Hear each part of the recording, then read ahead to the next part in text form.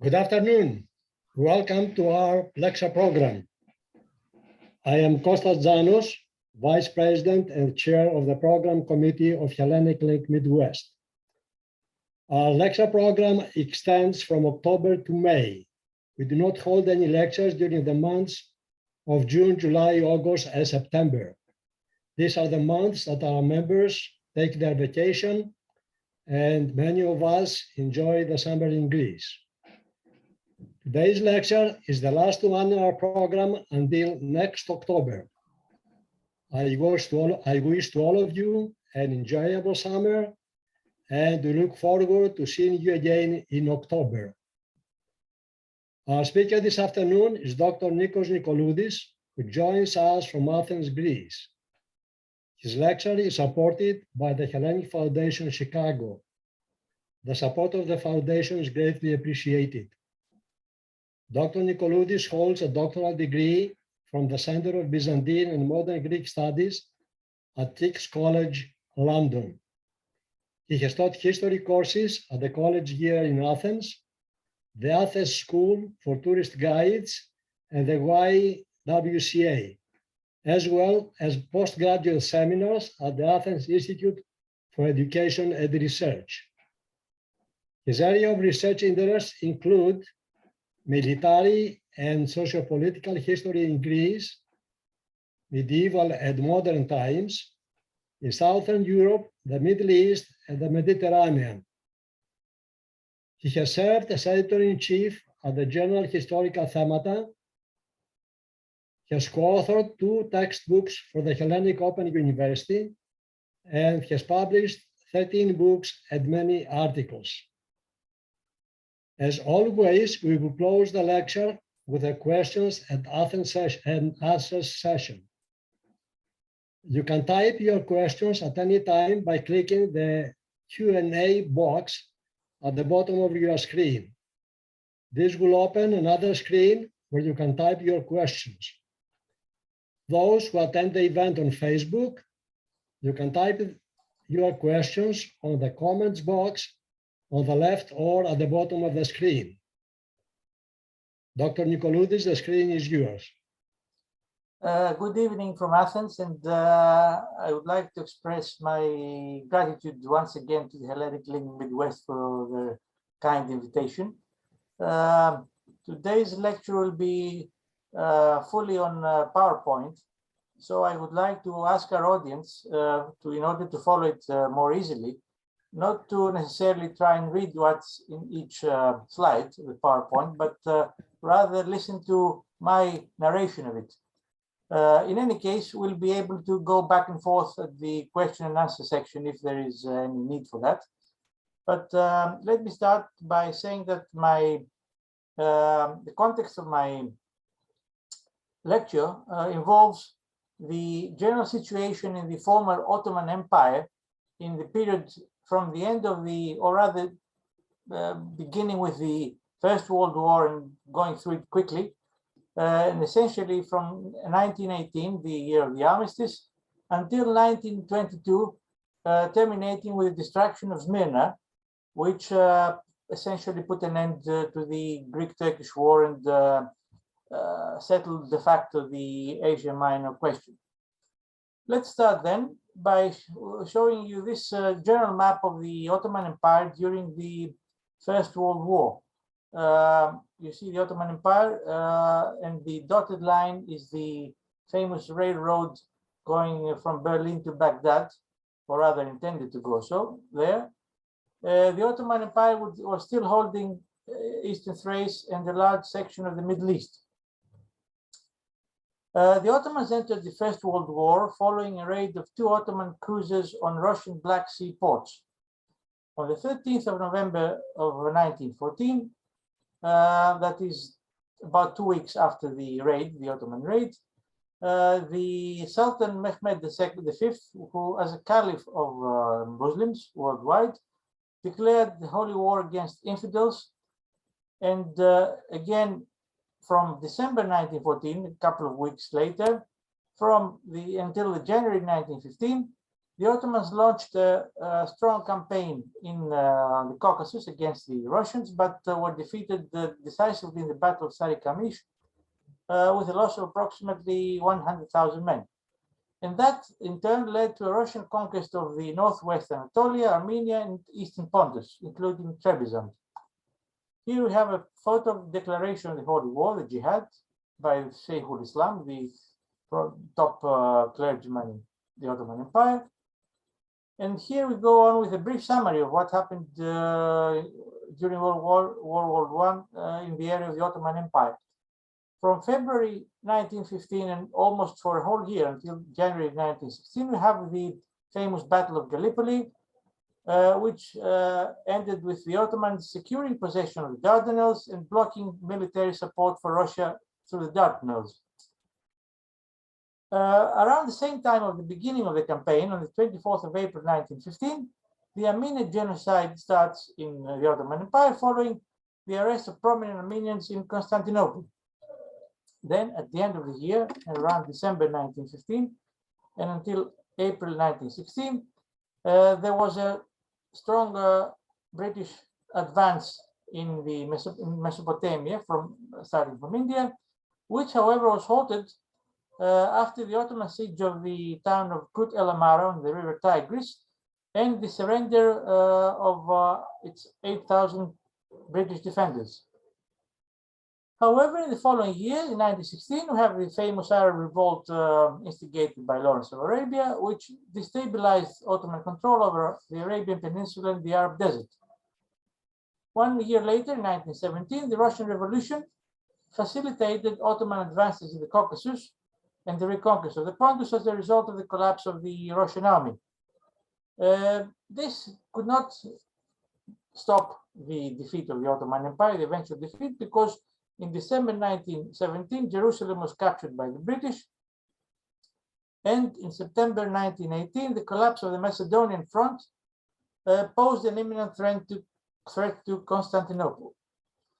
To make things a little easier, I'm showing you here a map of the hostilities during World War I in the Middle East. You can see in the Mediterranean section the advance, the Entente advance reaching as far as Aleppo and Alexandretta, this present Iskenderun, and on the further to the east, the British advancing to the city of Mosul, capturing almost 2/3 of present Iraq. Further up to the north, you can see the line separating the Ottomans from the Russians. The Ottomans had retaken most of the eastern provinces inhabited by the Turks. On 13th of October 1916, the Ottoman surrendered as a result of the resignation of the triumvirate managing the Ottoman affairs, that is the leadership of the Committee of the Union and Progress Party, better known as the Young Turks. On the 13th of October 1918, an Ottoman delegation under Minister of Navy Rauf Bey visited the British Admiral Calthorpe on HMS Agamemnon, anchored in Mudros Bay in Limnos, and signed an armistice taking effect the following day. Here we see to the left Admiral Calthorpe, and on the right the Ottoman delegation with Rauf Bey here on first to the left, seated. And for your information, again, we have here the Ottoman text to the left and the English text to the final lines and signature of the signatories. There followed an almost immediate Allied occupation of Constantinople, despite the fact that the Ottoman delegation was left with the understanding that no foreign troops were to enter Constantinople. However, on the 13th of November, Allied troops did enter the Ottoman capital, and eventually the Entente allies established high commissioners in the Ottoman capital to supervise their affairs with the Ottomans. On the same day, on the 13th of November 1918, the Greek battle cruiser Averov, which was the flagship of the Greek Navy, sailed to Constantinople with other Allied warships that raised the flags of their countries in the Ottoman capital. And here we have two pictures of the Allied troops entering Constantinople. To the left, British troops marching at the Beyoğlu district, and to the right, the French General Franchet d'Espèrey, who was commander of Allied Army of the Orient, entering Constantinople in 8 February 1919. The big issue then was what was to become of the Ottoman Empire.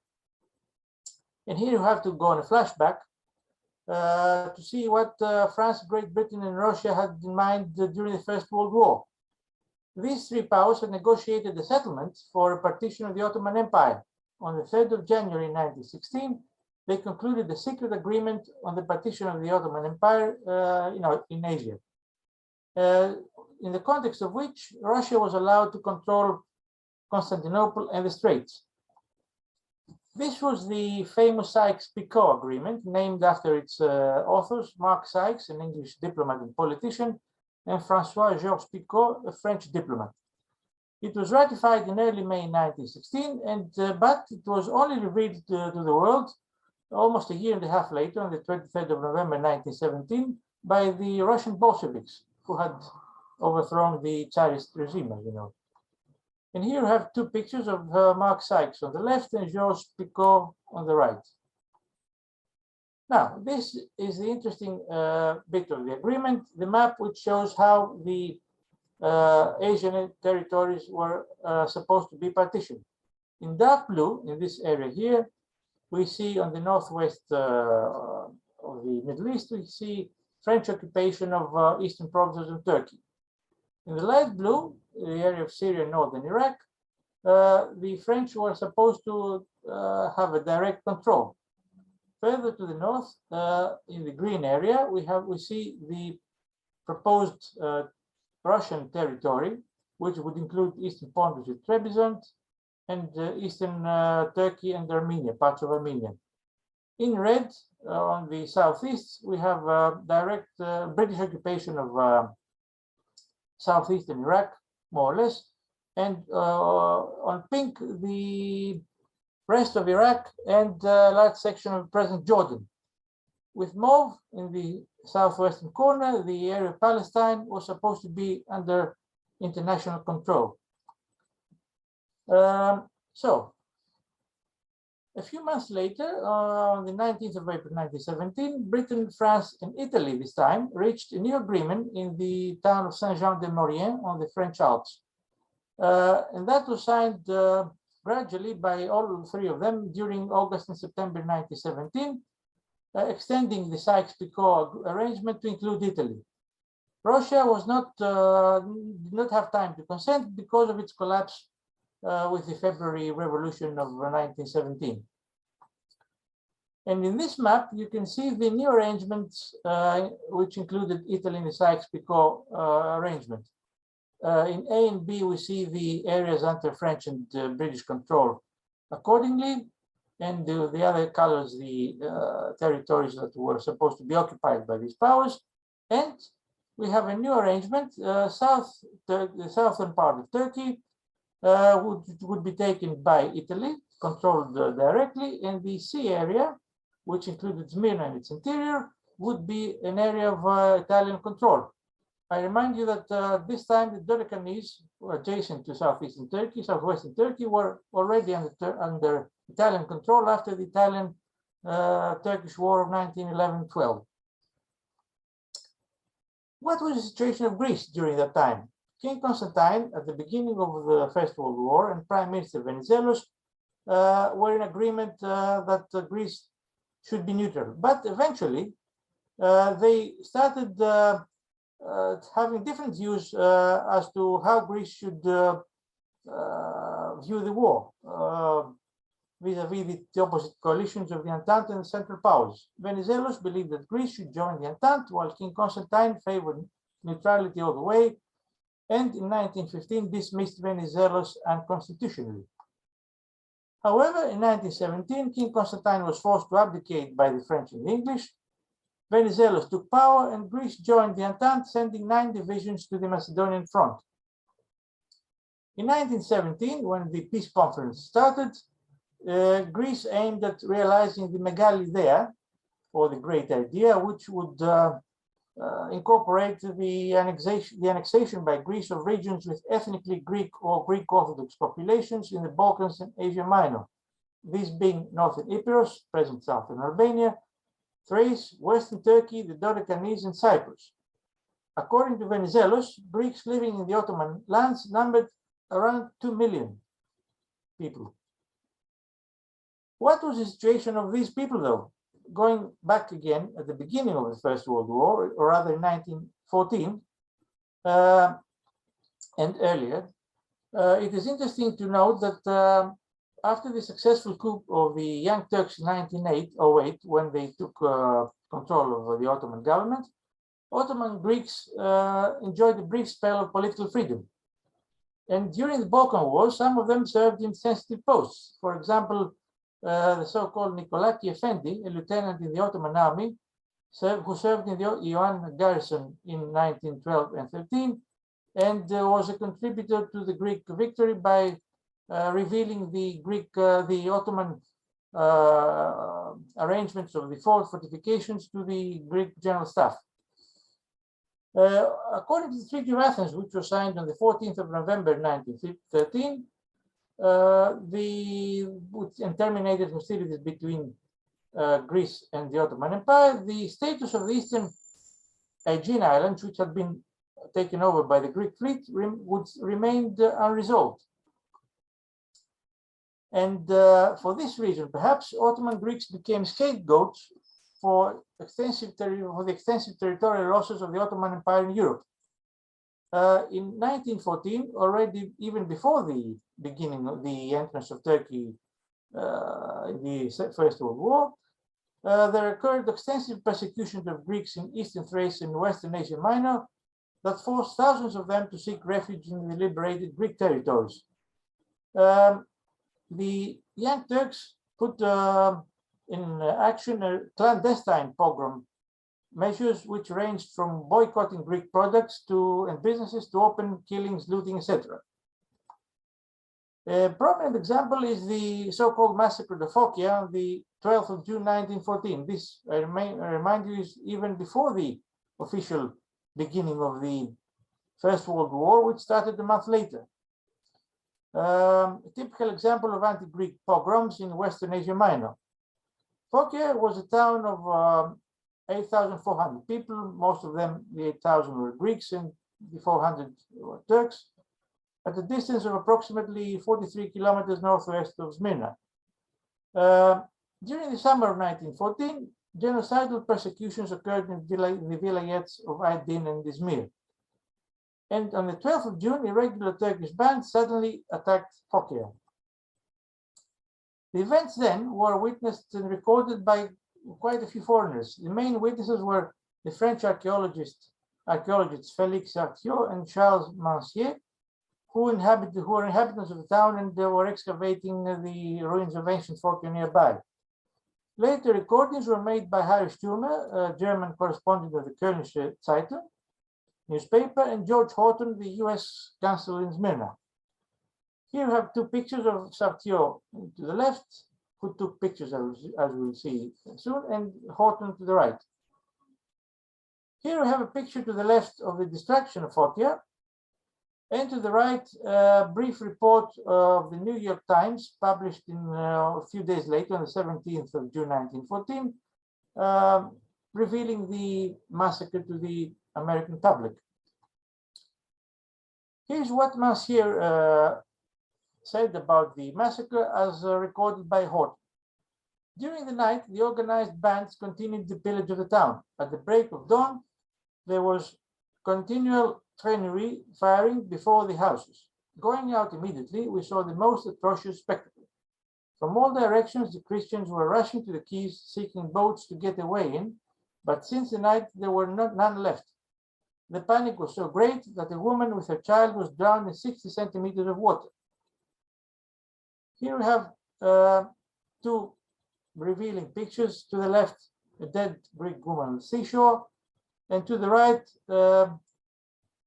triumphant Ottoman bandit with his lute marching through the coastal, the across the street of the town. The outcome of the Ophokias pogrom. The massacre continued until the 18th of June. The Greeks killed varied, their numbers varied from 50 to 200, and the survivors, approximately 6,000, were evacuated by 2 Greek steamboats to neighboring Lesbos. The population of the surrounding country was reduced during this period from 23,000 to just 4,000 people.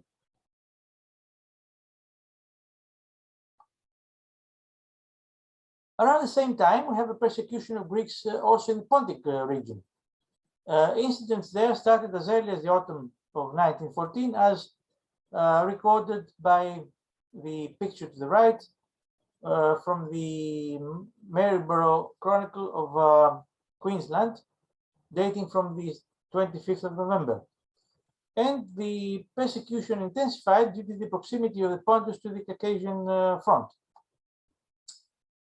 The main contributor to our knowledge of these events was Henry Morgenthau, the US ambassador to the Ottoman Empire in the period 1913 to 16, who consistently recorded the persecution of Greeks in the period up to January 1916, which was the time when he left the Ottoman Empire. Morgenthau stated the following: everywhere the Greeks were gathered in groups and under the so-called protection of Turkish gendarmes, they were transported, the largest part on foot, into the interior. Just how many were scattered in this fashion is not definitely known, the estimates varying anywhere from 200,000 up to 1 million. These caravans suffered great privations, but they were not submitted to general massacre. The Greeks, unlike the Armenians, had a government which was vitally interested in their welfare. At this time, there was a general apprehension that Greece would enter the war on the side of the Entente, and a wholesale massacre of Greeks in Asia Minor would unquestionably have produced such a state of mind in Greece that its pro-German king would have been unable longer to keep his country out of war. Persecutions continued again. In December 1916, the persecution was intensified due to the occupation of eastern Aegean islands by the Entente earlier in that year. I may remind you that Greece was officially neutral, but Entente had taken over parts of northern Greece and the easternmost Aegean islands neighboring Turkey because it wanted to secure that it would not be threatened by any sudden Greek political decisions to join the Central Powers. In January 1917, Talat Pasha, who was the interior minister of the Young Turk government, ordered the removal of Samsun Greeks in the Pontus 30 to 50 kilometers inland. Thus, 30,000 Greeks were deported to Ankara despite protests of Bishop Germanos Karavangelis. In March 1917, all Greek inhabitants of Ayvalık, which was on the other part of Turkey, in the Aegean coast, around 30,000 people, were removed forcibly to Anatolia's interior on orders of the German General Liman von Sanders. Liman von Sanders was in charge of the defense of the Gallipoli during the famous campaign, and of course he could see a possibility of sabotage perhaps by Greeks on the western coast of Turkey. This is how a British diplomat reported on the persecution of Greeks during World War I. In the course of these Ottoman persecutions, it is largely agreed that about 1.5 million Armenians perished and that over 500,000 Greeks were deported, of whom comparatively few survived. Now, going forward again to the Paris Peace Conference, to give you a general idea, that was dominated by the Big Four, from left to right as we see in the photograph: British Prime Minister David Lloyd George, the Italian Prime Minister Vittorio Emanuele Orlando, French Prime Minister Georges Clemenceau, and the American President Woodrow Wilson. And here we have a poster of the period soon after the end of the First World War, which shows some of the prominent figures on the Allied side, including Venizelos on the bottom left corner as a major war leader. The potential allies of Venizelos and Greece in the Paris Conference was Lloyd George and Woodrow Wilson. Venizelos had a preference for the British for reasons explained by an American correspondent, who stated that Venizelos decided that the only policy for the Greek delegation was to play with the British. The Italians were hostile to all Greek aspirations. The French would have to subordinate their Balkan and Turkish policies to the changing exigencies of the German and Russian situation. The Americans were without a definite policy. Great Britain was an essential factor. Military considerations, political considerations, economic considerations dictated to Athens firm and fast friendship with London. As stated by Herbert Adam Gibbons, an American correspondent to Turkey, as I said, who was also a later biographer of Venizelos. What were President Wilson's post-war plans for the Ottoman Empire? On the basis of point 12 of his famous 14 points, that is principles, as stated on January 8, 1918, quote, the Turkish portions of the present Ottoman Empire should be assured a secure sovereignty, but the other nationalities which are now under Turkish rule should be assured an undoubted security of life and an absolutely unmolested opportunity of autonomous development, and the Dardanelles should be permanently opened as a free passage to the ships and commerce of all nations under international guarantees. However, there were many there was certain vagueness on in the context of point 12, stated by Margaret Macmillan, modern Canadian historian, who wrote rather, what were the Turkish portions? Who should have autonomous development? The Arabs, the Armenians, the Kurds, the scattered Greek communities? These were issues that were not explained by Wilson. On the other hand, Venizelos realized that the US was the strongest country in the conference, and it was essential to win President Wilson over to the Greek cause. And in order to do that, he went along with Wilson's idea for the creation of a League of Nations, in whose context Greece would also have a greater say in international affairs. On the other hand, the territories, the Ottoman territories which were contested by Greece, were largely inhabited by ethnically mixed populations. Solid Greek presence was only confirmed in large cities, islands, and coastal regions, not so in the Anatolian hinterland. And also in certain areas, as far as the Greek territorial plans were concerned, there was a lack of territorial continuity. For example, the Greeks were a minority in Western Thrace, but a majority in Eastern Thrace. And here we see a map of the Greek claims in the peace conference.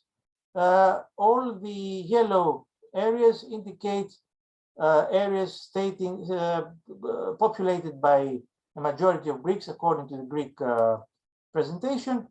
As you can see, this also includes a large section of the western coast of Turkey and Eastern Thrace. But what about the Pontus and Constantinople? Despite strong Greek presence in the Pontus, Venizelos did not claim it for Greece due to its great distance prohibiting its defense by Greece. He also did not claim Constantinople for two reasons. Firstly, because its Greek population did not form a majority, and secondly, because he was aware that the other great powers were interested in it. However, he expected that a successful Greek administration in Ionia would eventually lead to a Greek annexation of Constantinople. Now, so far so good about as far as the Greeks were concerned, but what about the general situation in Turkey? There were many complications there. American idealism concerning the fate of Christians in Asia Minor gradually faded due to a lack of interest for American presence on the ground. On the other hand, Britain, France, and Italy expressed strong preference for mandates over parts of the Ottoman Empire where they had strong economic and political interests. And in this context, we have a situation of Italy versus Greece. Italy had failed to secure guarantees of occupation over parts of Turkey during World War I. Thus, Greek and Italian aspirations in Western Turkey coincided in areas such as Smyrna and the neighboring Dodecanese Islands.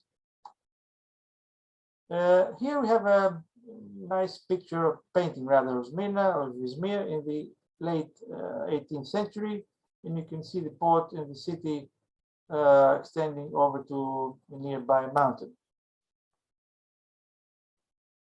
This is now going back to the problem between Greece and Italy. This is how Lloyd George viewed the Italian attitude. Italian statesmen were resolved that there should be no rival to the Italian naval power in the Eastern Mediterranean. A larger Greece with ports on the coast of Asia Minor and with a maritime population would always be a constant menace when allied to more formidable naval powers to the control of the Mediterranean, which has been Italy's historical aim. The struggle over Smyrna, Thrace, and the islands was the first manifestation of the policy of making the Mediterranean an Italian lake.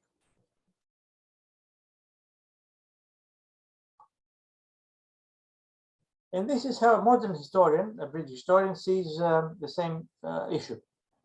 In Asia Minor, France and Britain were agreed that Greece should obtain a large zone, though smaller than that claimed by Venizelos.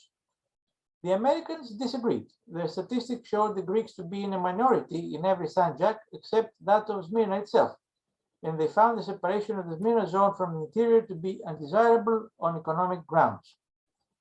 The Italians refused to discuss the claim at all. They argued with justice that the Smyrna zone could not be taken in isolation from the general political settlement in Anatolia. They held also that Smyrna was the subject of commitments, the Treaty of London and the Saint-Jean-de-Maurienne Agreement, which conflicted with the Greek claim and which had priority. This is a statement by Sir Michael Wellen-Smith, who's written a nice book on entitled The Ionian Vision on the Greek adventure in Anatolia. But despite all this, there was a decision of Smyrna, as we know, and the timeline on that started in late April 1919, when Italy failed to obtain concessions in Dalmatia, resulting in a boycott of discussions on mandates in Turkey. On the 6th of May at 2:45 p.m., fearing a preemptive, unauthorized Italian landing in Smyrna, Wilson, Lloyd George, and Clemenceau asked Venizelos whether Greece has troops available for a landing on Smyrna. Venizelos replied, "We are ready." What is Sir Michael Wellen-Smith's view on that? President Wilson would have put the devil into Smyrna if that would have kept the Italians out. Lloyd George would happily have allowed the Italians in if he had not felt a deeper sympathy with the aspirations of the Greeks. Clemenceau felt less strongly. He gave his word, but was to qualify and regret it. On the 15th of May, the 1st Division of the Hellenic Army started landing at Smyrna. However, misinformation and mismanagement of the landing led to extensive disorder in the city. Greek troops were shot at from the Ottoman army barracks. Turkish troops were consecutively arrested, and some were shot while on custody. Here we have two pictures of the Greek landing in Smyrna, the disembarking of material and war material, and to the right, the parade of the Greek troops in a very congested environment, as you can see, with no precaution separating the viewers from the troops. Here we have two documents to the left, the announcement of the landing by the commander of the 1st Division, Colonel Zafiriou, on the 2nd of May 1919, just a few days earlier. It's bilingual in Greece and in Greek and the old Ottoman script. And to the right, a picture of the confusion in the city during the landing. The casualties from this melee were estimated according to the Inter-Allied Commission of Inquiry as follows. The Greek army suffered 2 killed and 6 wounded. The Greek civilians, 20 killed, 20 drowned, and 60 wounded, totaling 100 people. And the Turkish civilians estimated that 300 to 400 killed or wounded. Of course, there was a formal inquiry on the Greek part of the administrative authorities, and on the 15th of August 1919, a court-martial presided by the Greek High Commissioner Aristidis Teriadis, seen second from left on the photo to the right, facing camera, decided on the violent events of May 15 and 16. Thus, there was a conviction of 74 individuals, 48 Greeks, 13 Turks, 12 Armenians, and 1 Jew. This was not the end of the complication which arose straight after the Greek landing. In the following period, between 27th of June and the 4th of July. Following an earlier intercommunal violence in the city of Aydin, the situation escalated to a wide-scale armed conflict in and around the city, which started from a Turkish ambush of a Greek army patrol. The Greek army lost control of the situation, and several quarters of the city were burned, such as the Turkish on the 28th and 29th of June, and the Greek the following day on the 30th of June. There were massacres of several thousand Turkish and Greek soldiers and civilians, including approximately 40 Greek Boy Scouts, which were tortured to death by Turkish irregulars. Here we see a picture, or perhaps an artistic depiction, I'm not sure, of a dead Greek Boy Scout with irregular Turkish soldiers. And to the right, a report of the Greek Boy Scout massacre in the Milwaukee Journal from the 22nd of August of 1919. All these events created a negative international impression on the Greek image and reputation. Greek troops were no longer viewed as implementing law and order, as was their original mission, but as occupation forces, and eventually Greece was seen as just another colonial power in the area. On the other hand, the Inter-Allied Commission of Inquiry, disregarding the long history of Greek and Turkish enmity, assigned most of the blame on Greek troops. On the other hand, the impact of on the Turks was different. Turkish nationalism was given a strong impetus, since the Greek landing in Smyrna was interpreted as a third territorial expansion of Greece over Turkish-held territories since 1830. The first being the loss of Thessaly in 1891, which was annexed peacefully by Greece, and the second, the loss of Macedonia, Epirus, Crete, and the Eastern Aegean Islands in 1912 during the First Balkan War. The third expansion, the Greek landing, was seen as an open invasion of ancestral Turkish lands. And all this led to the formation of a Turkish nationalist movement. On the 19th of May, almost 103 years to the day, in a few days' time, Mustafa Kemal, the hero of the Battle of Gallipoli, landed at Samsun in the Pontus, having been appointed Inspector General of the 9th Ottoman Army, which was stationed in the eastern Turkish provinces. And the nationalist Turkish unity was solidified by a series of conferences. The earliest was the Erzurum Congress in July 1919, followed by the Sivas Conference in September. On the 12th of February 1920, there was an election which resulted in a new Ottoman parliament at Constantinople that declared the Ottoman independence, despite the fact that Constantinople itself was under foreign occupation. And in April 1920, the Grand National Assembly in Ankara, which substituted the newly elected Ottoman Parliament in Constantinople, since Ankara was a liberated territory, formed a provisional government under Mustafa Kemal. At this period, Kemal's closest associates were battle-hardened former World War I Turkish officers. The first was Ismet İnönü, Kemal's close associate in Syria and Palestine during 1917-18, later chief of the Ottoman General Staff of Western Front, seen here to the right with General Harrington.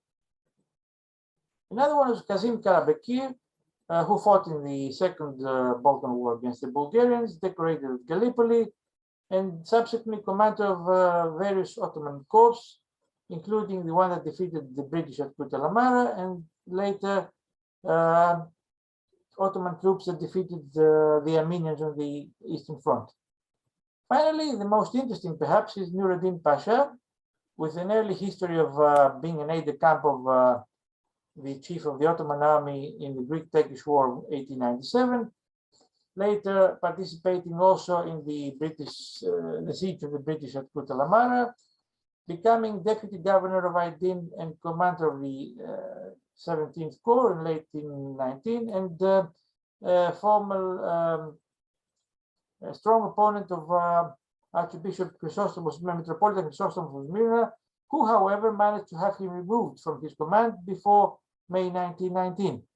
Later, Nuruddin became commander of the Central Turkish army, responsible for the genocide of the Pontic Greeks. And in June 1922, he became commander of the first of two Ottoman armies that later attacked the Greeks in Anatolia. Finally, being responsible for the atrocities in Smyrna in September 1922. Here you see him to the left of Kemal Atatürk.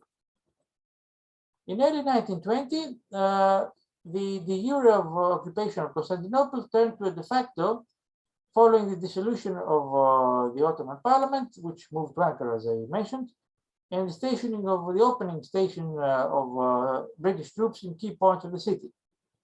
There followed the San Remo Conference in late April 1920, which decided to implement the decisions on mandates on former Ottoman territories.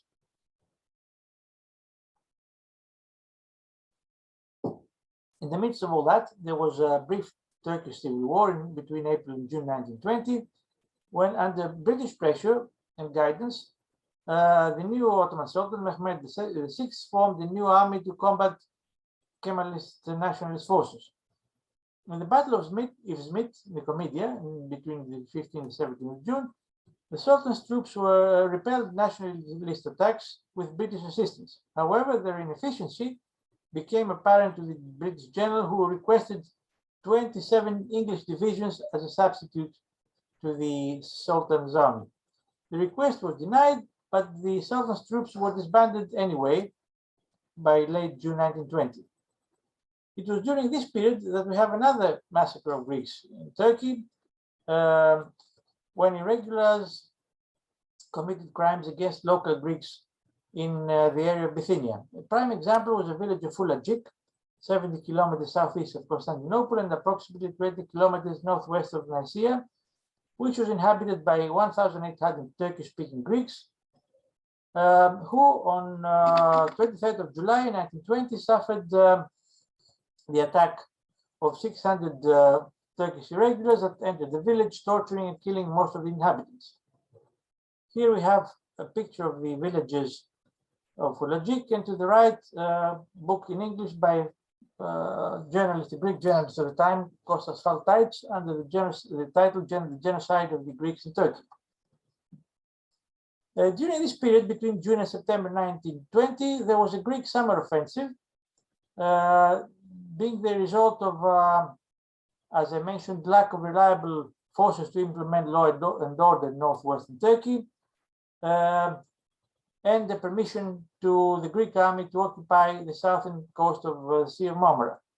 Thus, with British military assistance, the Greek army advanced as far as Uşak, 200 kilometers inland, occupying cities such as Panormos, Bandirma, present Bandirma, Mudanya, Iznik, Nicaea, Izmit, Nicomedia, and also Bursa, the first Ottoman capital.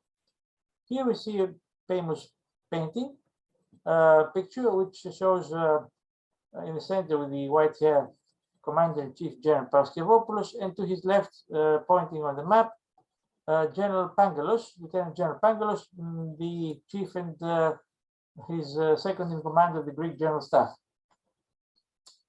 And in the aftermath of the operations in that region, we have a picture to the left of General Paraskevopoulos and King Alexander, Greek King Alexander, and to the right, Turkish POW. On the 10th of August of 1920, we have the climax of the high point, rather, of the Greek successes in Asia Minor, when the Ottoman Grand Vizier Damad Ferit Pasha was forced to sign the peace treaty with the victors of World War I, minus Russia, of course, at the porcelain factory in Sèvres, 10 kilometers southwest of Paris. By its closure, the Ottoman Empire would be partitioned, and there would be an allied administration over most territories inhabited by non-Turks. In that context, France, Britain, and Italy implemented the provisions of the Sykes-Picot Treaty. Another slide is pictures here. To the left, you have the Grand Vizier Damad Ferit Pasha leaving conference, and to the right, the Turkish Senator Hadi Pasha signing the treaty.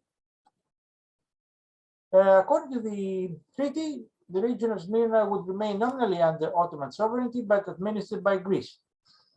Its final status was to be decided after 5 years by local plebiscite overseen by the League of Nations. Further Greek annexations included Eastern Thrace, the islands of Imbros and Tenedos, and islands of the Sea of Marmara.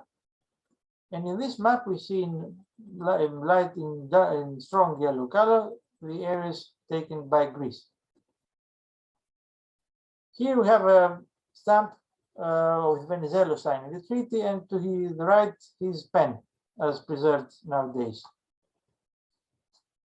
What were the views of Venizelos, the long-term views of Venizelos on the issue of mixed populations in Turkey? Much earlier than the Treaty of Service, on the 30th of December 1918, soon after the end of World War I hostilities, in a memorandum submitted to the Paris Peace Conference, he had analyzed how he envisaged new territorial status in Turkey. And there he said the following: should an autonomous state be created in Western Asia Minor, due to its population, the economic and cultural supremacy of the Greek element and its prevalent position in these lands for 3 centuries in an uninterrupted manner, such a state would be essentially Greek. However, hundreds of thousands of Greeks would still be left under the jurisdiction of the Turkish government of Central Asia Minor. There can be only one remedy for this evil. Under the peace treaty, the Turkish government would be obliged to buy out the land property of Greeks living in its territory and wishing to migrate to Greek Asia Minor. The Greek government would do the same with the land property of Ottomans wishing to migrate to Turkish Asia Minor. In this way, one could wish that in the space of a few years, the population of the remaining Turkish state would consist almost entirely of Muslims. Other significant provisions of the treaty included the establishment of a free and independent Armenia, whose borders with Turkey were to be decided by an American arbitration. The Armenian territory was to incorporate the vilayet of Trebizond in eastern Pontus, and the Allied expectations were that Greek control over the regions of Smyrna and the strong Armenian state would contain or neutralize Turkey in central Anatolia. This is how Armenia was supposed to be under the Treaty of Sevres, containing large sections of Turkey, as you can see. But the response of the nationalist Turks was very strong. The treaty was denounced strongly by the Turkish nationalist movement, and Turkish signatories were stripped of their citizenship by the Grand National Assembly in Ankara. As a matter of fact, very few of them managed to ever return to Turkey. This is what Kemal himself said on the Treaty of Sevres. A new Turkish state has been born out of the old Ottoman Empire. This must be recognized. New Turkey shall have its rights recognized, just as any other nation. The Treaty of Sevres is so nefarious a death sentence for the Turkish nation that we expect no friend will pronounce it. Even during conversation, I abhor the mention of this treaty. We could not entertain any relation based on confidence with any nation which has not banished the Treaty of Sevres from its minds. So far as we are concerned, no such treaty exists. That was recorded in 1921.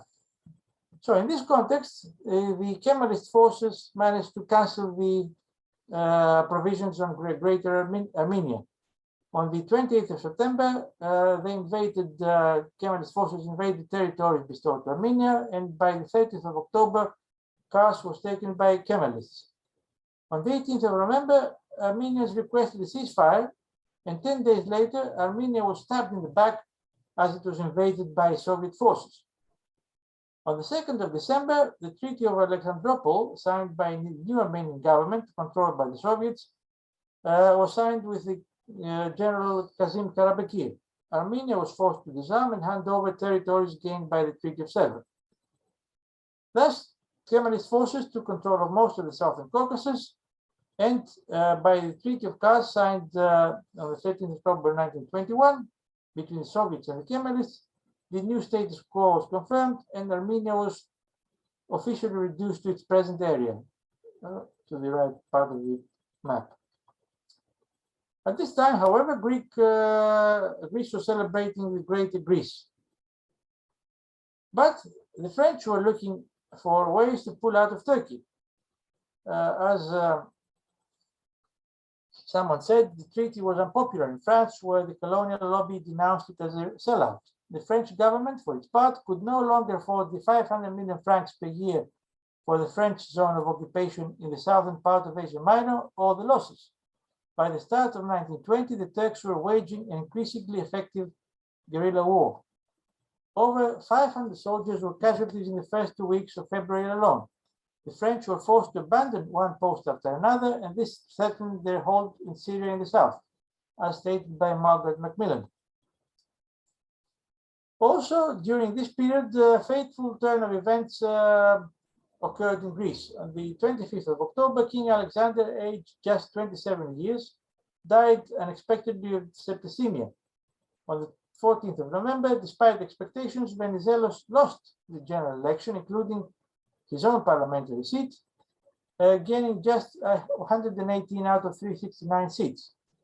3 days later, Venizelos left Greece for Nice, nominally terminating his political career, which did not actually occur.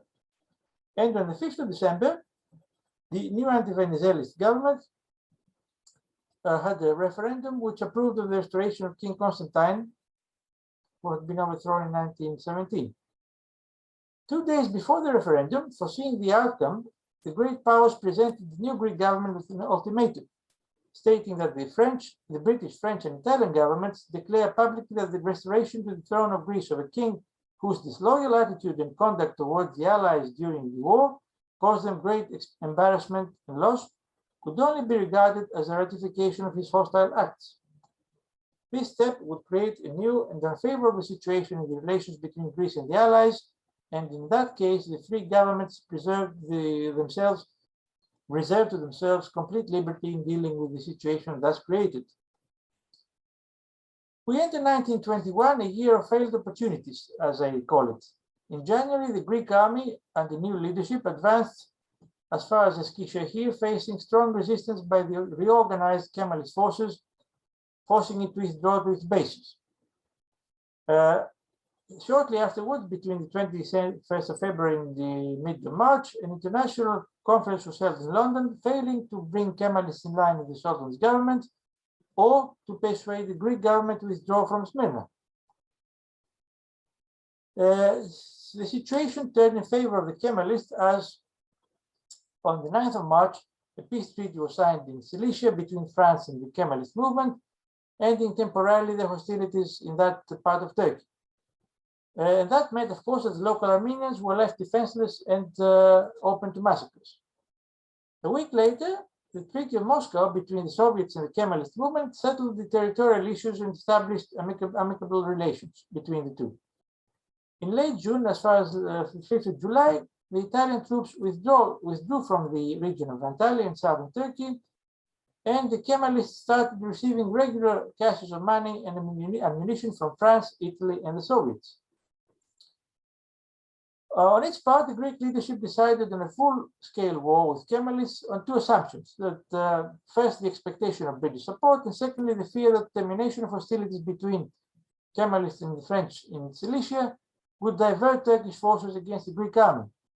So, between late March and 6 April, the Greek army started the Greek pincer offensive on two fronts, but failed to encircle the Turks. So the Greeks once again withdrew to Uşak. However, the British had not lost faith in Greece, and according to the British military attaché and his inspection of the Greek army, he stated that the Greek army of Asia Minor, which now stood ready and eager to advance, was the most formidable force the nation had put into the field. Its morale was high. Judged by Balkan standards, its staff was capable, its discipline and organization good. Actually, this was not the real picture, but let's stick to this for the moment. So in the summer of 1921, we have military developments between Greece and Turkey. In the 11th of June, King Constantine assumed the nominal command of the army of Asia Minor, numbering approximately 200,000 men. During July, the Greek army advanced as far as the river Sakaria, or Sangarios in Greek, conquering the cities of Afyon Karahisar, Kütahya, and Eskişehir. In August, between 13th August and 10th September, the Greek army advanced further to the east towards Ankara, breaching 2 or 3 Turkish defense lines before withdrawing again to bases in Eskişehir and Afyonkarahisar. And this map shows the gradual Greek expansion from the Sancak of Izmir to the northwest of Turkey, further to the east between Eskişehir and Kütahya, and finally the march towards Ankara. At this period, the Kemalists have started another persecution or continued other persecution of Greeks in the Pontus, fearing the appearance of a second front. So in the summer of 1921, Nureddin Pasha, who had the military command of the Pontus, ordered the deportation of 21,000 Greeks inland, essentially forcing them on death marches. And in the period between August and September, the so-called Independence Tribunal in Amasya summarily condemned hundreds of Pontic Greeks on false charges of conspiring for the independence of the Pontus. During the Amasya trials, in late September 1921, 115,500 to 168 prominent Pontic Greeks were hanged publicly in Amasya. The exact number is still under question. And these included politicians, intellectuals, businessmen, journalists, and clergymen.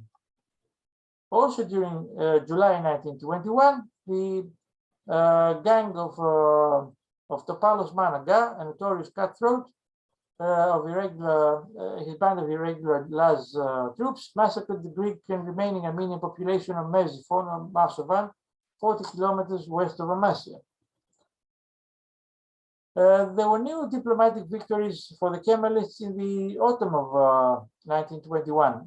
I mentioned earlier the Treaty of Kars in October between the Soviets and Kemalists. On the 21st of October, also the Treaty of Ankara terminated the Franco-Turkish War, with French withdrawing from the cities in southeast Turkey in exchange for economic concessions in areas under Kemalist control. As Margaret Macmillan put it, France got economic concessions while Atatürk gained something much more important, recognition by a leading power.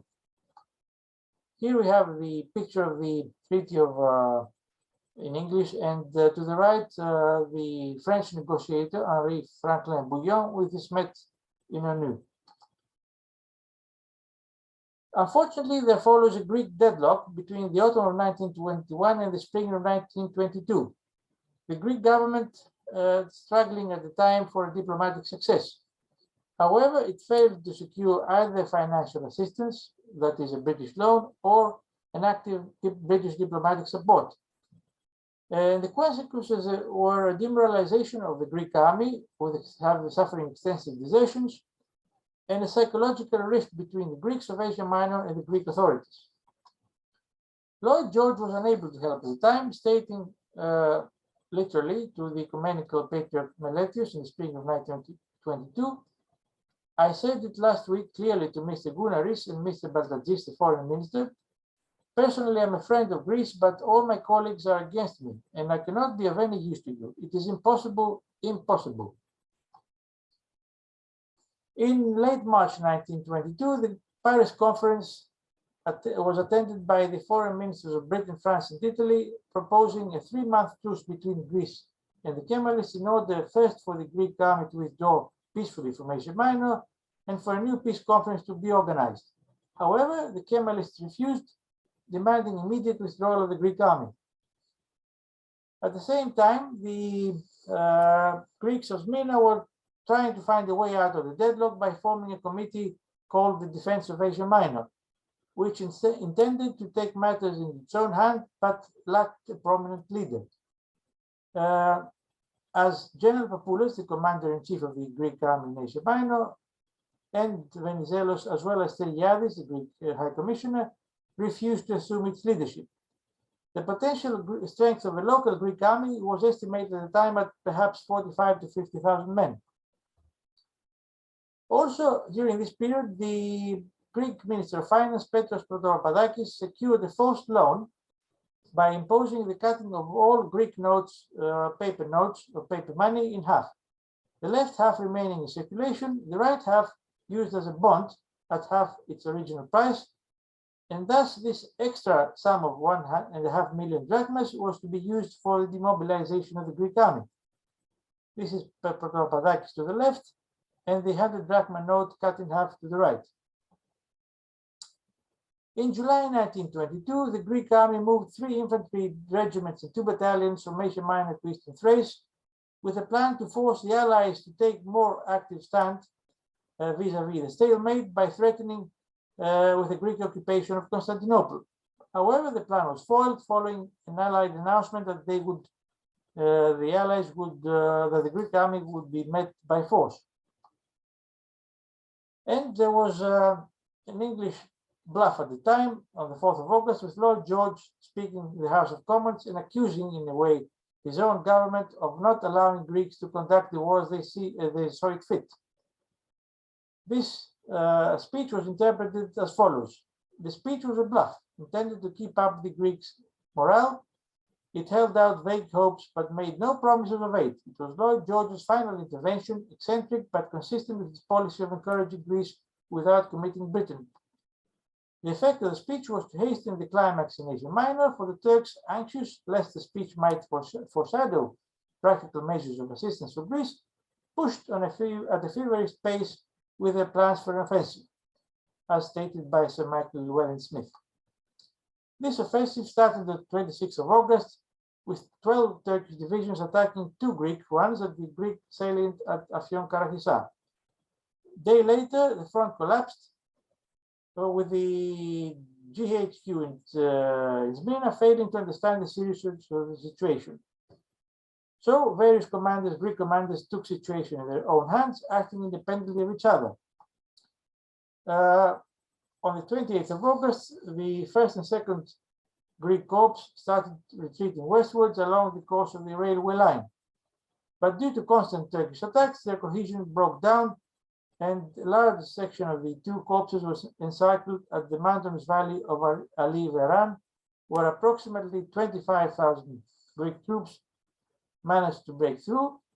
But in the last site of the last major battle of the Greek-Turkish War in Ali Veran, to the 2nd of September, after 4 days of fighting, the remaining Greek force, approximately 5,000 troops and 500 officers under General Trikoupis, the commander-in-chief of the First Corps, surrendered. This is General Trikoupis, second from left to on the first row, with other Greek officers held in captivity. Greek forces continued their disorganized retreat to the Aegean coast, burning Turkish towns and villages along the way.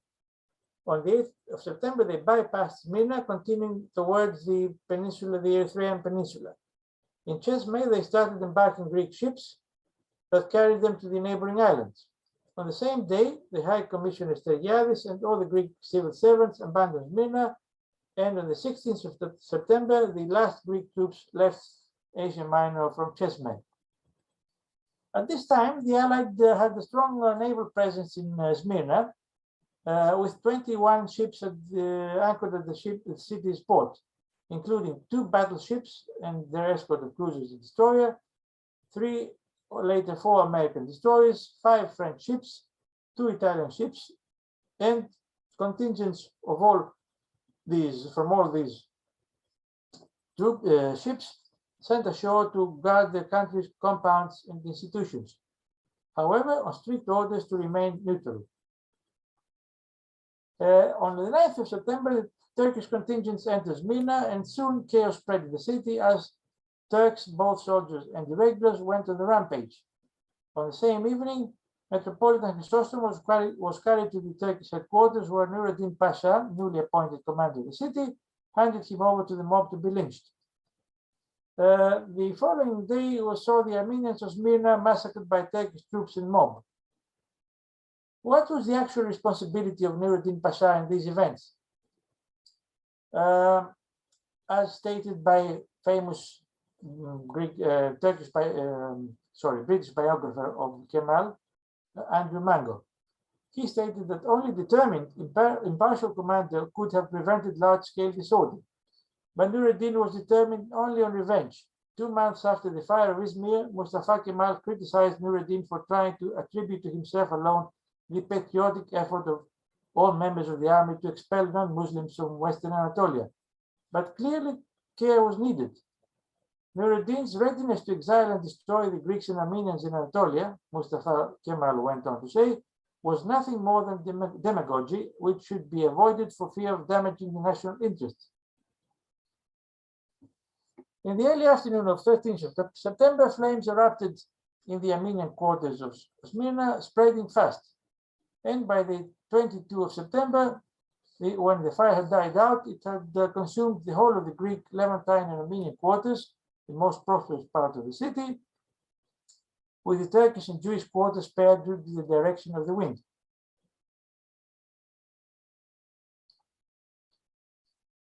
The Turkish advance had forced large numbers of Christians from inland to seek refuge in Smyrna, but the fire forced both Smyrna's Christians and the refugees to congest in the port. The Allied ships were eventually forced to, by the extent of the developing humanitarian tragedy, to assist their evacuation. So approximately 200,000 people were evacuated, but again, another 30,000 Christian men were deported to the interior of Turkey as forced labor, most dying in the process. Following events of 24th of September, thanks to the efforts of the American pastor Asa Jennings, Greek ships were allowed to enter Smyrna's port and carry the remaining refugees, mostly women and children. Now, we have a set of few testimonies which lay the blame for the fire. Certain Miss Minnie Mills, Dean of the Intercollegiate Institute of Smyrna, an American lady, said, "I could plainly see the Turks carrying the tins of petroleum into the Armenian houses, from which in each instance fire burst forth immediately afterward. There was not an Armenian inside, the only persons visible being Turkish soldiers of the regular army in smart uniforms." Mrs. King Birch, wife of an American missionary, said, on the other hand, "I went up into the tower of the American College in Paradise and with a pair of field glasses could plainly see Turkish soldiers setting fire to houses. I could see Turks lurking in the fields shooting at Christians." An American lady associated with the American mission in Turkey stated in a letter from the 21st of September, after the third day of the occupation of Kemal's army, fires began to break out in the Christian quarter of the city. I myself saw a Cheta carrying a lot of firewood on his back up an alley, from which later on the fire that caught our building came. It is quite clear in my mind that there was a definite part to burn out the Christian quarter after it had been looted. The time for setting the great fire was when the wind was blowing away from the Turkish quarter. Two firemen, Sergeant Chorbagis and Manuel Katsaros, both Greek, would later testify in court that they witnessed Turkish soldiers setting fire to the buildings.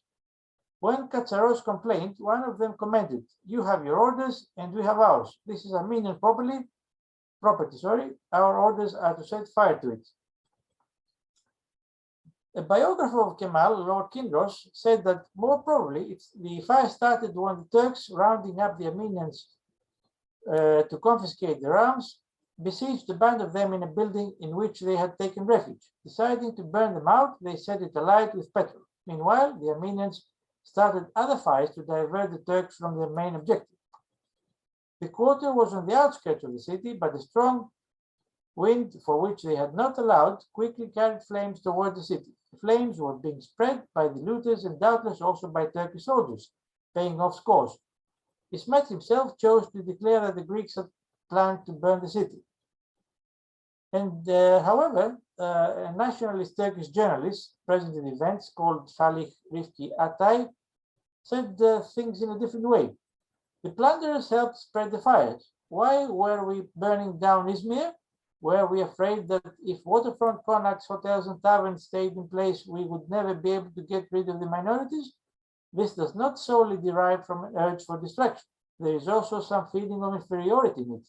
It was as if anywhere that resembled Europe was destined to remain Christian and foreign and to be denied to us." The Austrian chief of the Smyrna Fire Department, named Paul Greskovich, said that as cited by Heath Lowry, an American historian, that his own firemen, as well as Turkish guards, had shot down many Armenian young men disguised either as women or as Turkish irregular soldiers, who were caught setting fires during Tuesday night, the 12th of September, and Wednesday, the 13th, in the morning. Despite the defeat of the Greeks, Lloyd George wanted the Allies to retain control of the Dardanelles and Constantinople. However, France, Italy, and Yugoslavia thought otherwise.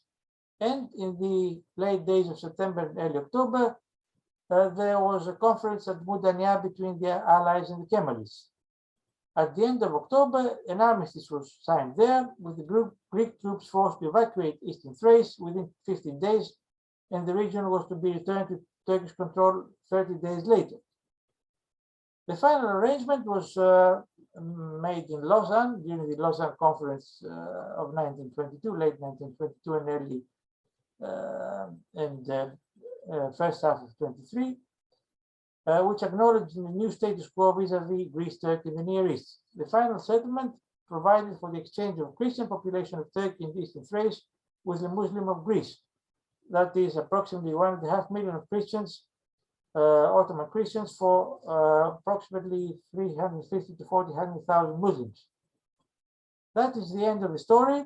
I have a short bibliography for those who would like to have a better understanding of the issues.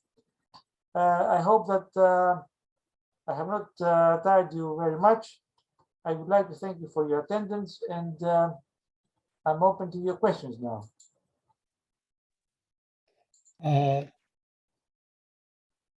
Thank you very much, Dr. Nikoloudis, for your very, very interesting lecture. Let me see if I have any questions here. I see, let's see. Okay, to give the chance to the audience to type their questions, let me pose one question or two first. What is the judgment of prominent historians on the goals that the Greeks pursued during the First World War and after, and in its aftermath, and on what was the outcome of the whole venture? Well, as I broadly explained, it apparently was quite convenient for the Allies to force Greece into their side, a fact which in fact contributed to the Allied victory, since the collapse of the Macedonian front, in which the Greek troops played a prominent part, was the beginning of the end of the war. However, that was not the case after the war. First of all, because public opinion in all Allied countries was against any kind of military intervention, further military intervention and conflicts anywhere in Europe or the Middle East.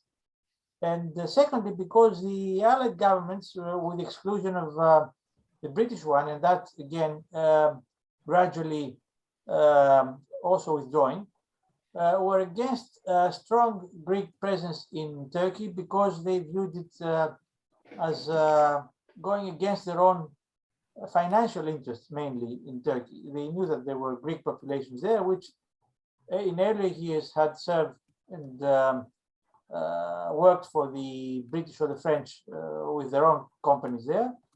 So they didn't want an open Greek presence, because that, of course, would antagonize their own interests. And the combination of these reasons resulted in the Allied withdrawal, as I said, from the Greek side, and the eventual deadlock, as they didn't want to give any kind of facility for, if you like, an organized Greek withdrawal, without guaranteeing anything for the Christians, not just the Greeks, also the Armenians of the Ottoman Empire, who would be left at the mercy of the Turks, as it actually happened eventually. Okay, I have a question here from Kostas Alagiorgas. Can you discuss why Venizelos advocated the Greek population exchange? Well, obviously, he had seen far ahead of his time. I may remind you that this view was stated in the end of the last day of December 1918. That is 4 years before the destruction of the Greek army. So he could see from his experience with events in Crete, where he started his political career, and with the Balkan Wars and so on, that there was no way different nationalities at the time could, especially from different creeds like the Muslims and Christians, could live peacefully together, because it was a time of expression of strong nationalist movement, as we know, during the First World War, and of course, right afterwards. So he planned, if you like, exchange of population, Christian and Muslim, within the area of Asia Minor. That is, assuming that Greece would be able to hold on to the Smyrna territory, and that the Turkish nationalism would be contained with Allied support. May I also add here that Venizelos never had in mind that Greece could hold on to Smyrna and its surrounding zone on its own means. It would be inevitable for him, for Venizelos, that the British would have to send troops as well to support the Greek cause. However, if you remember, that was not how things developed, because in 1920, when the Greeks advanced towards northwest Turkey, it was to assist the British troops who were not capable of holding the area for themselves. So instead of the British assisting the Greeks, it was the other way around. And up until the end, despite the fact that the British wanted to hold on to the straits, as I said, and the Sea of Marmara, they were not willing to commit any troops for that purpose, and that's why they were drawn rather to the Mudanya conference and forced to go along with the acknowledgement of the Turkish victory. The next question is from Samas Kopsoglu. What was the main reason of the Greek defeat in Asia Minor? It's difficult to pin it down to one single reason. There was a combination of reasons. This quicksand, if you like, of changing political environment in the space of the 3 years between 1919 and 22, both in the international level with the changing attitude of the great powers, also in Greece with the change of government and the despite the fact that the Venizelist party was going along with the campaign, the rift which had been caused by the split of 1917 between Constantine and Venizelos remained to the end of the campaign in Turkey, and even further on until the mid-30s, if you like. So these were the main contributing factors, as well as the lack of financial and military means for supporting the Greek campaign, and the eventual demoralization of the Greek morale, both on the front and in Greece and Smyrna as well. So I think these were the main reasons, but it's very difficult to pin down, as I said, just one main factor for the Greek losses. Do you think that if Venizelos had won the elections, that the outcome would be different?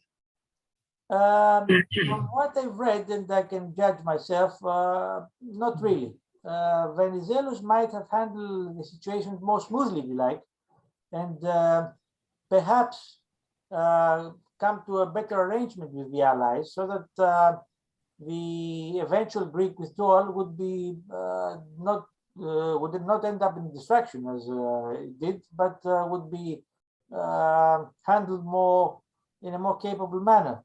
Of course, this is all hypothetical. There's no way of stating this as a definite eventuality. So one guess is as good as another. Okay, the next question is from Veni Konomou. How has the history of the various Greek-Turkish wars and the conquest treaties you have discussed impact the present situation in Greece in respect to Turkish incursions over Greek islands by military jet overflights? That's an interesting point. Well, I don't expect that any serious Greek, if you like, has any ideas about reconquering the lost territories, not even Istanbul, where there are a few Greeks still living. I think most people just take the events of 1922 as a definite end of the story, if you like. As far as the previous hostilities were concerned. It seems that for the Turks, for some reason, not just politically, but more psychologically among the general population, the Treaty of Sèvres still remains as a nightmare, something which they realized led almost to the destruction of the Turkish state. So in the back of their minds, perhaps, there is a fear that this might reoccur as far as the Greeks are concerned. It would seem to me that they might have been justified to some extent with events in Cyprus in the 60s and early 70s, which led to the Turkish invasion. But nowadays, as far as all the violations of the airspace are concerned in the Greek territorial waters, I think it's just an expression of the current megali there, if you like, on the Turkish side. I mean, they have perhaps dreams or visions of rejuvenating the Greek state and perhaps trying to reach its old frontiers, not as it would have been at the end of the First World War, but again, as much as they can. Again, it's just a hypothesis, but that's my idea of it. The next question is from Tassos Chichis. How much was the Ion Dragoumis political influence to the Asia Minor catastrophe, as well as the thing's political influence on the public? I don't think that Dragoumis played any part in that situation. First of all, as we know, he was executed, literally executed by paramilitary Venizelist bands on the day the Treaty of Sèvres was, just a few days later, when Venizelos was ambushed, if you like, in the train station in Paris on his way back to Greece by two anti-Venizelist ex-officers who failed to kill him. And Dragoumis was killed in revenge, if you like, by Venizelists in Athens, despite the fact he had no association whatsoever with these events. Dragoumis was an idealist and a visionary, if you like, but he had his ideas were leaning towards coexistence of Greeks and Turks and an eventual substitution of the Ottoman Empire by Greek Empire, infiltrated by, if you like, by Greeks, by Ottoman Greeks. But this was impossible. After the First World War, with the spread of nationalism, as I mentioned earlier, there was no way that there could be any coexistence in any multinational empire. As we know, the Austro-Hungarian Empire was also dissolved, despite the fact that tensions there between different populations were much fewer than between Greeks and Turks. Also, the Russian Empire, which was a multinational empire, collapsed through the Bolshevik movement. So he was out of time, if you like, by the end of the First World War. That doesn't mean that he wouldn't have contributed ideologically to a discussion and debate, perhaps, if you like, on the eventuality of the Greek presence in Asia Minor and how that could have developed. But he, as I said, eventually he didn't play any role. So he was out of the game really early on. The next question is from Savas Koksoglou. What was the role of Admiral Bristol, the American High Commissioner, in the course of these events?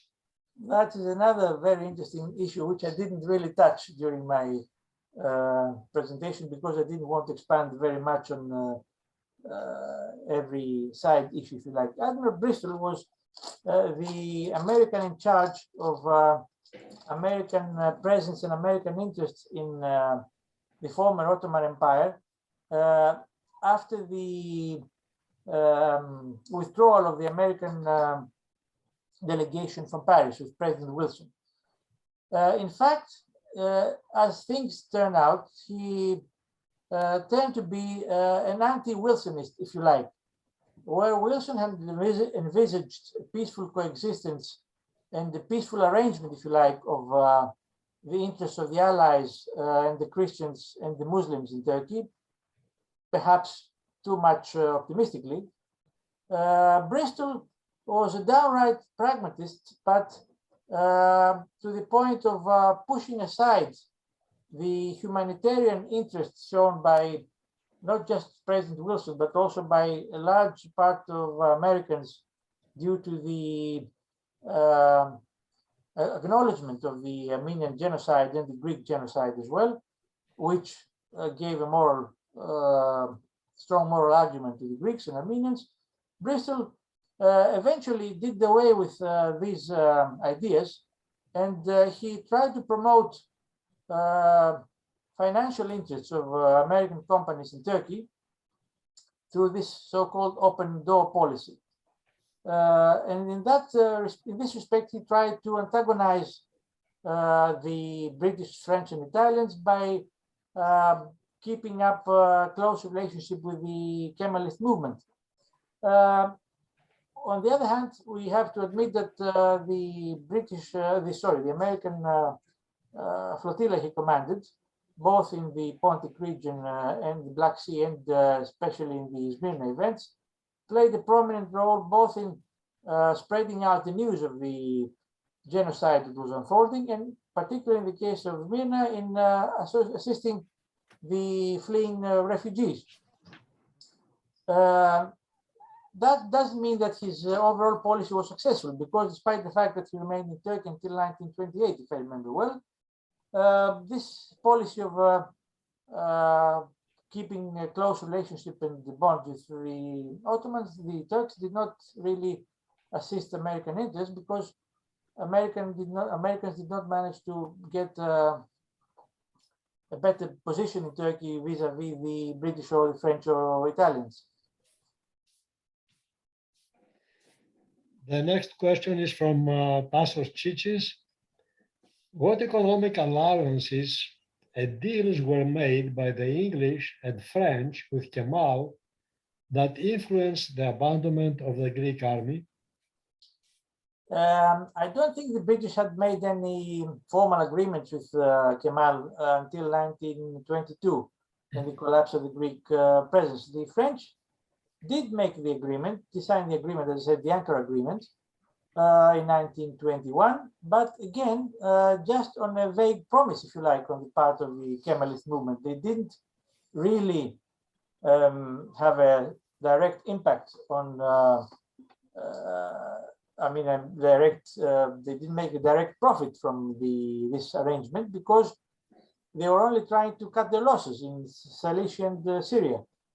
However, on the other hand, they did help the Kemalists with with guns and ammunition, as also did the Soviets and the Italians.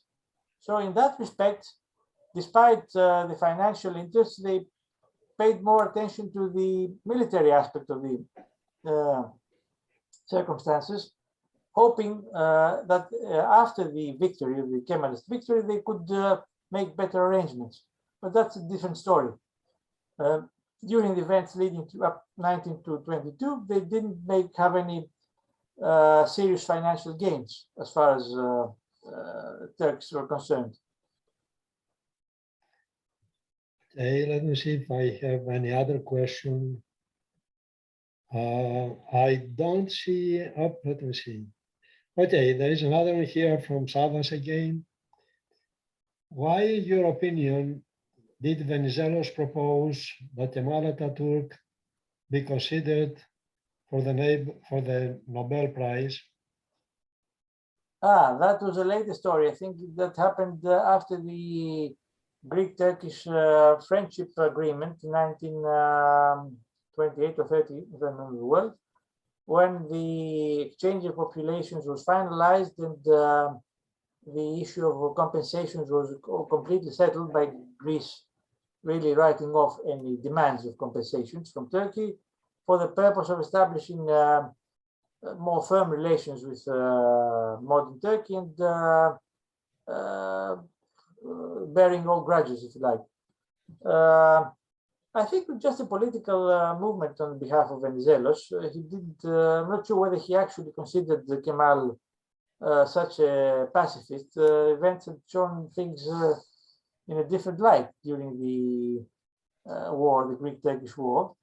But let's not forget that the late 20s and early 30s was a period of international illusions, if you like, as we saw also in the case of Mussolini and Hitler. The rise of strong leaders in various countries was seen probably at the time as a way of establishing and fermenting peace in Europe and the Middle East. It turned out quite the opposite, but at that time it was different in the late 20s and early 30s. Okay, I don't see any other question. Let me ask a final question. Were not the terms of the Treaty of Sevres imposed to Turkey by the leading Western powers very unrealistic or quite unrealistic? Was not it inevitable that it would lead to another war with the Turks in one way or another? That's another interesting question also. Well, the way to see this, to find the answer, is by remembering that the Treaty of Sevres took place almost a year and a half after the armistice of 1918. Not in 1919 or 1918, not in 1919, but at the end of the first half of 1920. And that is an indication of the complication of the peace settlement, which was an offshoot, if you like, of the Eastern question that had been troubling the European powers for a few centuries, going backwards. So, despite the fact that Russia was out of the picture, the other three powers could not compromise with their own interests and so on, and they could not decide straight away on dissolving Turkey as they did with the German Empire or the Austro-Hungarian Empire. So the compromise that was reached in the Treaty of Sevres was largely due to Venizelos and his personal influence on the war leaders during the peace conference. However, as soon as Venizelos was out of the picture, and that happened, as we saw, a few months later, in November 1920, there was no stabilizing influence as far as Greece was concerned vis-a-vis the other powers. So all hell broke loose, if you like. No one was willing to contain the Kemalists. That's why they were able to do away with the Armenian in just a space of 2 or 3 months. And from then on, also to do away with the French threat in southeastern Turkey, they did away with one enemy after the other, if you like. And that was a smart movement on Kemal and his staff.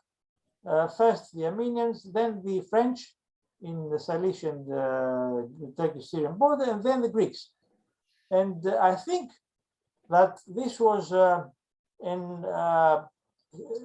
indication of the political genius, if you like, of Kemal, as well as the fact that he had a group of very good staff officers in his entourage, like the ones I mentioned, which was not the case, for example, with the Greek army.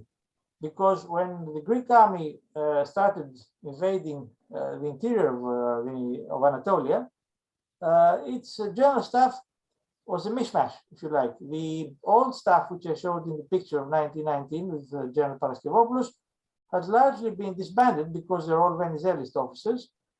Papoulas, who was in charge, had literally been pulled out of prison after the fall of Venizelos and put in command of the Greek troops, without having any military experience of the First World War or any general staff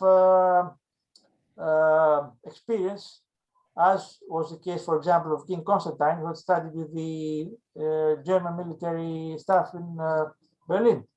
So, as of the other staff officers, Sarianis, who was the Venizelis, was allowed to remain, but he had disputes with other staff officers, and Papoulas, knowing that he was inexperienced, would just sign off any proposition they would put forward to him and suggest it to the Greek government, which, on the other hand, would try to impose its political views on the army without considering the actual situation on the front.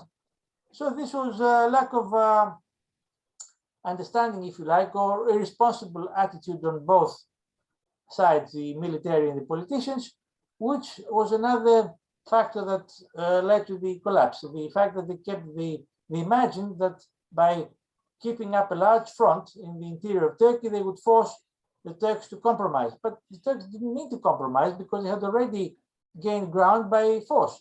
And they could see that they had the upper hand also in the political scene.